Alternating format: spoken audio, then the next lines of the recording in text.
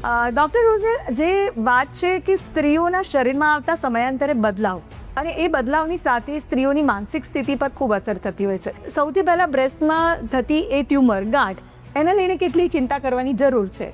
Breast tumour એટલે કે બ્રેસ્ટમાં થતી ગાંઠ, આપણે વાત કરશું સાદી ગાંઠની, કે જેને ફાઇબ્રોએડિનોમા કહેવાય છે કે સિસ્ટ કહેવાય છે.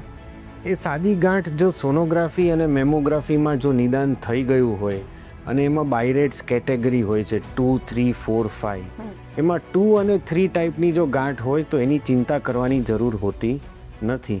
એમાં કહેવામાં આવે છે કે એ ગાંઠ કેન્સર થતી નથી.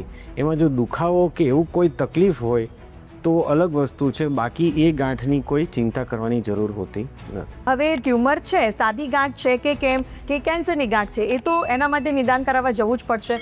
તો કઈ ટેકનિકનો પહેલાં તો સહારો લેવો પડે છે? બ્રેસ્ટમાં સપોઝ પાલ્પેશનમાં સેલ્ફ પાલ્પેશન એટલે પોતે અડીને જ ડાયગ્નોઝ કર્યું હોય કે પોતે અડીને જ એવું લાગ્યું હોય કે ગાંઠ છે, તો સોનોગ્રાફી અને મેમોગ્રાફી, જેને મેમો સોનોગ્રાફી કહેવાય છે, એનાથી તપાસ થાય છે, જેમાં કેટેગરાઇઝેશન થાય છે કે કયા પ્રકારની ગાંઠ છે, બાયરેટ્સ 2, બાયરેટ્સ 3, એ રીતે નિદાન થતું હોય છે. એના પછીનું સ્ટેજ આવે બાયોપ્સીનું.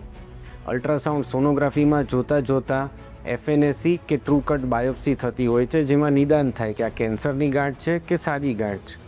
આ જ માહિતીને વધુ વિગતવાર જોવા માટે નીચે આપેલી લિંક પર ક્લિક કરો અને ચેનલને સબસ્ક્રાઇબ કરો.